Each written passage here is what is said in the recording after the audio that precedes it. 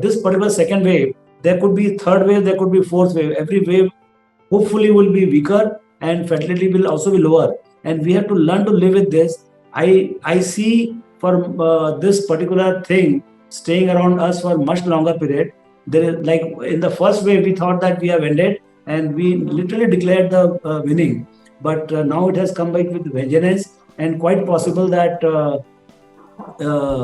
I mean, the pace of increasing the positivity rate is very high. So I expect this to become much bigger than what it looks to be, in the sense that from 3 lakhs, it might go to 4 lakhs, 5 lakhs before it actually tapers down.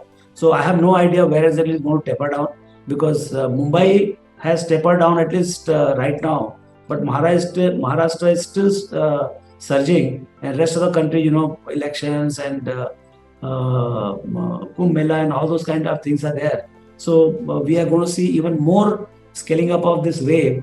So markets will remain, I would say, fearful, clearly fearful at this juncture, and hence the correction. And I mean, depending on how serious it is, what kind of restrictions all the states they bring onto the businesses, and more importantly, what is the consumer behavior? What is most important thing is, I mean, how exactly consumers behave, in the sense that do you want to buy a car? Do you want to buy a new shirt? Do you want to travel? So I think out of your own fear, when you withdraw yourself from the marketplace, I think that is what exactly is going to impact the lot of businesses in a very different way. So that we have to understand. We'll see as we go along from here that there will be a lot of businesses which will be impacted again. And my sense is the containment of corona will happen out of fear again. When people themselves become disciplined, then only, I mean, if you don't mask, disciplined mask wearing itself might be 80-90% cure, but people are not disciplined, and that's why they are suffering a lot. But now I see the fear factor building up for this, because the pace at which it is happening all around us. So I think the disciplined way, when people start behaving, automatically the peak out will happen.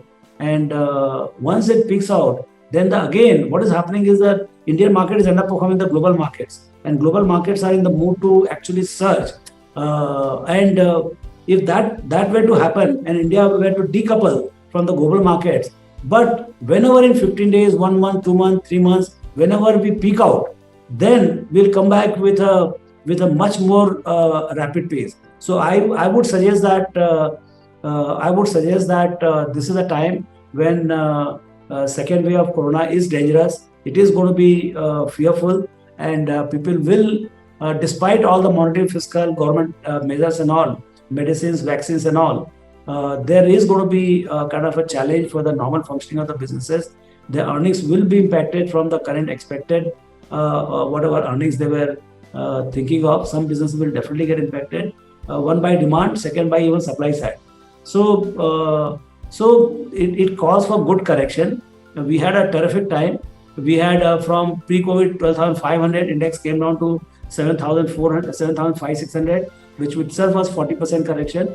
But the comeback to 12,500 is a 60% kind of effort, and that's what really happened. And on top of it, we had another 2,000 points of kind of a pickup in the market, and that's what I think is that's the scope for correction and all. But how much it is going to correct, when it is going to correct, I don't know. But I have seen generally twice it doesn't collapse.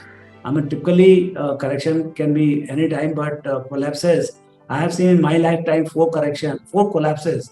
One was post 92, second was post 2000, third was post 2008, and third was last year. So I would think that after this kind of a collapse, like the intense fear and devastating kind of a loss of market cap, I think we'll definitely have a correction. We are going through correction, and I think it is going to last for quite some time. And I would remain cautious, but I would remain hopeful that vaccine boom and monetary and fiscal support from the government would keep the market maybe range bound from here. But I definitely don't expect a collapse of the order which we saw it last time. But you can market is something risk is in play, and risk is something which you cannot fathom. So some other thing can come, some other, this wave can be very, very different. But my sense is that this time it will be more of a correction, maybe deep correction, but not a collapse. I was MB, I was stuck in there, but and there were a lot of mangoes in a tree, and but I was not able to pluck it because it was a little tall. But one evening, what happened was there was a storm, and next day morning I saw all the mangoes were lying on the ground. So this storm of COVID is something like that. It has been beneficial to some of the industries, and it has been, of course, it has been terrible for a lot of industries. So this is a crazy kind of a situation where out of human tragedy, you have a monetary expansion, you have fiscal expansion, and that is leading to stock markets completely on a celebrating mode. I mean, if you see the financial markets today, the market cap to GDP in US is more than 2. This is unprecedented. Your GDP is 21 trillion and your market cap is 44, 45 trillion. So now financial markets are supposed to be taking response from the real economy.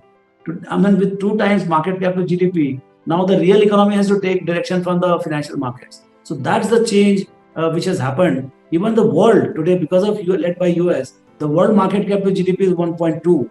We are at about 1. So I think the low interest rate and low discounting rate and the current boom in some types of business, particularly technology, online businesses, there is some major shift in the character of a lot of businesses because thanks to onlining of the businesses. So a lot of good things are also happening in the economy, and that is what is leading the indices all over the world.